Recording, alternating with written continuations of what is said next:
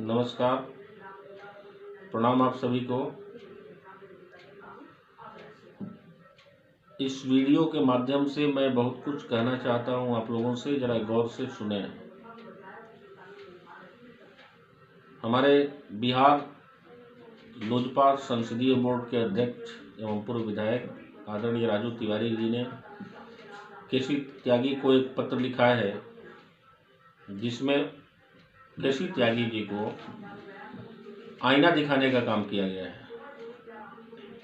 केसी त्यागी जी एक ऐसे नेता हैं जिनको कुछ भी बोलने की आदत है। वे परिदृश्यों को याद नहीं रखते, उन्हें जो समझ में आता है वही बोल देते हैं। यह और बात है कि वे माननीय के बहुत खास हैं। 2019 में जदयू की 16 सीटें आई, 2014 में 2 सीट थी उनकी। लोजपा 2014 में भी लोकसभा में 6 सीटों पर थी, अभी भी है। माननीय को क्यों तकलीफ होता है ये बात समझ में नहीं आती है। बड़े भाई की बात वही करते हैं, छोटे भाई की बात वही करते हैं, लोजपा को किनारे करिए यह भी बात वही कहते हैं, और दूसरों को भ्रामक राजनीति का उदाहरण देते हैं। अभी अभी बिहार में एक बड़ी सरगर्मी से मुद्दा है कि अगर आप कोई राजनीतिक विरोध करते हैं या धरना प्रदर्शन करते हैं तो सरकारी नौकरी नहीं मिलेगी। अब उसका पूरा विवरण क्या है ये बात हम नहीं जानते हैं, लेकिन कल हम उसको पता करेंगे। लेकिन एक बात हमें समझ में नहीं आई कि अगर सरकार की किसी नीतियों के खिलाफ अगर कोई व्यक्ति धरना प्रदर्शन करता है या सरकार से कोई मांग रखने के लिए धरना प्रदर्शन करता है तो उसका कैरेक्टर सर्टिफिकेट नहीं बनेगा और उसको न सरकारी नौकरी मिलेगी न ठेका मिलेगा। तो यह लोकतंत्र है या राजतंत्र है? सत्ता में आने के बाद इतना बड़ा शाही अंदाज तो कहीं कहीं देखने को मिलता है, और वही मिलता है जहां तुगलकी फरमान जारी किया गया हो। जब हमारे आदरणीय राष्ट्रीय अध्यक्ष श्री चिराग पासवान जी अकेले लड़ने का फैसला किए तो उनके पास रास्ते और थे, लेकिन उन्होंने दूसरा रास्ता इख्तियार नहीं किया। उन्होंने कभी भाजपा का विरोध नहीं किया और देश के सर्वश्रेष्ठ नेता के रूप में आदरणीय नरेंद्र मोदी जी, हमारे माननीय प्रधानमंत्री जी को उन्होंने वही सम्मान हमेशा बरकरार रखा जिस दिन से वे भाजपा के साथ अलायंस में गए थे, और आज भी वे नरेंद्र मोदी जी को देश का आइडियल नेता मानते हैं और उन्हीं के पद चिन्हों पर चलने का और पार्टी के लोगों को चलने का निर्देश देते रहे हैं। माननीय को ये क्यों बुरा लगता है कि आदरणीय नरेंद्र मोदी जी की तारीफ कोई करता है तो उनको बुरा लगता है? देश का सबसे बड़ा नेता माननीय प्रधानमंत्री जी को बताया जाता है तो उनको बुरा लगता है।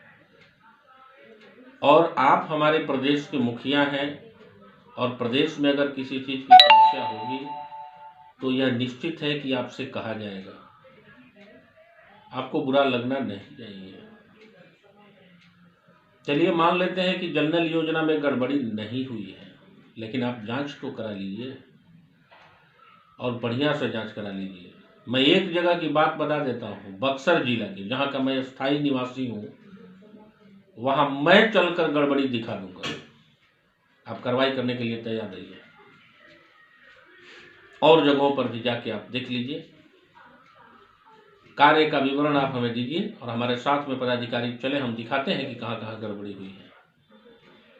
तो इसी तरह और जिलों में भी आप जांच करा लीजिए। क्योंकि सरकारी धनराशि जो है वह जनता का पैसा है और जनता के हित के लिए खर्च होना चाहिए। वो किसी का पैसा, किसी का एहसान नहीं है। सरकार में बैठे लोग अगर उसको खर्च कर रहे हैं जनता के लिए तो वह एहसान नहीं कर रहे हैं, वह जनता का ही पैसा है और जनता को ही उसका समुचित लाभ नहीं मिलता है तो फिर इससे क्या फायदा है। यही बातें शायद रखी गई थी जो इनको बुरा लगा। और केसी त्यागी जी से मैं आग्रह करता हूं, हमारे बहुत वरिष्ठ नेता हैं, लेकिन अपने उम्र के हिसाब से उनको अनुभव भी रखना चाहिए और हमारे आदरणीय राष्ट्रीय अध्यक्ष पर अंगुली उठाने लायक वो नहीं है। हमारे राष्ट्रीय अध्यक्ष एकदम युवा सांसद हैं, लेकिन उनके कलेजे में इतनी क्षमता है कि उन्होंने निर्णय लिया कि हम जीतेंगे या हारेंगे लेकिन अकेले लड़ेंगे।